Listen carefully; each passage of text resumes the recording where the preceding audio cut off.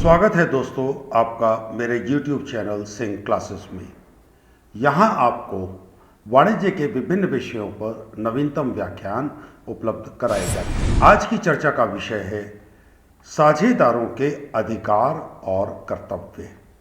ये कहा जाता है साझेदारी की हंडिया चौराहे पर फूकती है। उसके पीछे जो कारण माना जाता है वह यह माना जाता है कि साझेदारों को अपने अधिकार और कर्तव्यों को लेकर के कई बार बड़ी उलझन होती है, बड़ी दिक्कत होती है, वो उनको स्पष्ट नहीं होता है। आज हम लोग चर्चा करेंगे साझेदारों के अधिकार पर। साझेदारों का पहला अधिकार होता है न्यायपूर्ण व्यवहार पाने का अधिकार। यहां पर एक चीज का हमेशा याद रखेंगे, प्रत्येक साझेदार साझेदारी में अपनी पूंजी कितनी भी लगाई हो, इर्रेस्पेक्टिव टू दैट उसको बराबर का अधिकार प्राप्त होता है। यहां मैं लाभ में हिस्सा प्राप्त करने के अधिकार की बात नहीं कर रहा हूं, बल्कि साझेदारी में हिस्सा लेने का, साझेदारी के दैनंदिन कार्यों में हिस्सा बटाने के अधिकार की बात कर रहा हूं। तो प्रत्येक साझेदार, इससे कोई मतलब नहीं है कि उसकी पूंजी कितनी है, उसे न्यायपूर्ण व्यवहार पाने का अधिकार होता है। प्रत्येक साझेदार को यह अधिकार होता है कि वह साझेदार से संबंधित सभी तथ्यों को जाने। हम किसी भी साझेदार को यह कह करके कि तुम्हारी तो समझ में नहीं आएगा, या तुम इस लायक नहीं हो, या तुमने इतना कम पूंजी लगाई है, तुम्हें ये जानने का अधिकार नहीं है, ये कह करके साझेदार को तथ्यों से बताने से मना नहीं कर सकते। प्रत्येक साझेदार को व्यवसाय के संचालन में हिस्सा लेने का अधिकार होता है। यह साझेदारी की एक अहम शर्त है। यह साझेदारी में हिस्सा वह अपने पावर ऑफ अटॉर्नी के जरिए या अपने किसी समझौते के जरिए किसी अन्य साझेदार को दे सकता है, लेकिन यह उसका अधिकार है कि वह अपने व्यवसाय के संचालन में हिस्सा ले।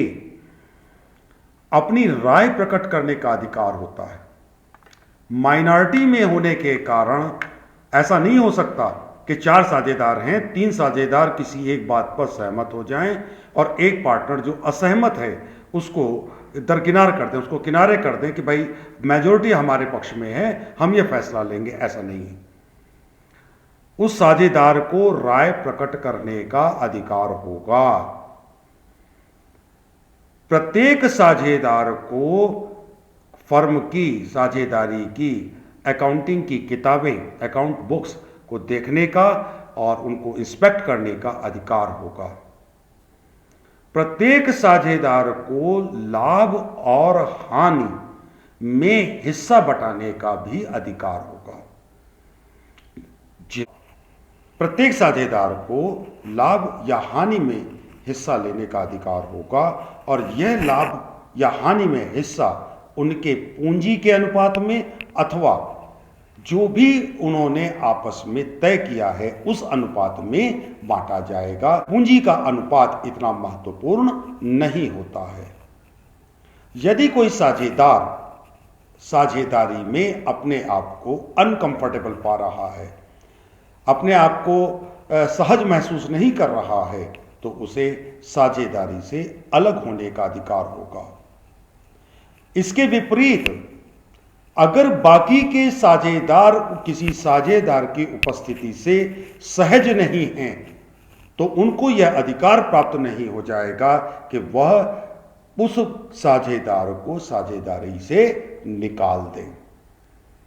संक्षेप में, न्यायपूर्ण व्यवहार पाने का अधिकार, साझेदारी संबंधी तथ्य जानने का अधिकार, व्यवसाय के संचालन में हिस्सा लेने का अधिकार, राय प्रकट करने का अधिकार, पुस्तकें देखने का अधिकार, लाभ हानि में हिस्सा लेने का अधिकार, साझेदारी से अलग होने का अधिकार और साझेदारी से निकाले न जाने का अधिकार एक साझेदार को भारतीय साझेदारी अधिनियम की विभिन्न धाराओं के अंतर्गत उपलब्ध कराया जाता है। जिस प्रकार प्रत्येक साझेदार को कुछ अधिकार प्राप्त हैं, उसी प्रकार से प्रत्येक साझेदार को कुछ कर्तव्य भी पालन करने होते हैं, जिनमें से पहला कर्तव्य है एक दूसरे के प्रति न्यायपूर्ण व्यवहार करना। प्रत्येक साझेदार से यह अपेक्षा की जाती है, यह उसका कर्तव्य है कि बाकी के सभी साझेदारों के साथ न्यायपूर्ण व्यवहार करे, किसी प्रकार का कोई धोखाधड़ी ना करके ठीक हिसाब दे, कपटपूर्ण व्यवहार ना करे और साझेदारी के सभी कार्यों को बिना पारिश्रमिक लिए सारे कार्यों को अपनी पूर्ण क्षमताओं के साथ निभाए। यहां एक चीज का ध्यान रखना आवश्यक होगा, यदि साझेदारी के समझौते में किसी साझेदार को विशेष पारिश्रमिक देने की बात लिखित में रजिस्टर की गई है, लिखी गई है, तो वह साझेदार लाभों में हिस्सा लेने के अतिरिक्त पारिश्रमिक के तौर पर भी कुछ अतिरिक्त राशि प्राप्त करने का अधिकारी होगा। अगर साझेदार ने जानबूझ करके कोई लापरवाही की है जिसके कारण फर्म को या बाकी के साझेदारों को कोई नुकसान पहुंचा है, तो ऐसी दशा में साझेदार ऐसी लापरवाही के कारण उत्पन्न नुकसान की क्षतिपूर्ति करने के लिए दायी होगा। प्रत्येक साझेदार से यह अपेक्षा की जाएगी कि वह फर्म की प्रतिस्पर्धा में व्यवसाय ना करे। जब तक कोई साझेदार साझेदारी के साझेदार के रूप में कार्य कर रहा है, तब तक उससे यह अपेक्षा रहेगी कि फर्म की प्रतिस्पर्धा में, फर्म के कंपटीशन में कोई व्यवसाय ना करे। अपने अधिकार दूसरे व्यक्ति को न सौंपे, यह उसका कर्तव्य है। लेकिन यहां फिर से ध्यान रखिएगा, किसी विशेष परिस्थितियों में जहां पर वह अपने अधिकार, अपने कार्यों को, अपने अधिकारों को, अपने दायित्वों को पूरा नहीं कर पा रहा है, तो वैधानिक प्रक्रिया के तहत वह अपने अधिकार, अपने संचालन में अपने अधिकार को किसी अन्य पक्षकार के, अपने अन्य साझेदार के हित में छोड़ सकता है। प्रत्येक साझेदार को अपने फर्म के द्वारा प्रदत्त अधिकारों की सीमा में ही कार्य करना चाहिए। उदाहरण के रूप में, यदि बाकी सभी साझेदारों ने यह तय किया हुआ है, पार्टनरशिप के डीड में यह लिखा हुआ है कि प्रत्येक साझेदार अपनी एकल अवस्था में 1 लाख रुपए से ज्यादा का माल नहीं बेचेंगे, तो प्रत्येक साझेदार को इस व्यवस्था का पालन करना चाहिए। उनका अधिकार सीमा 1 लाख रुपए की है, तो वह 1 लाख रुपए तक का ही माल बेचें।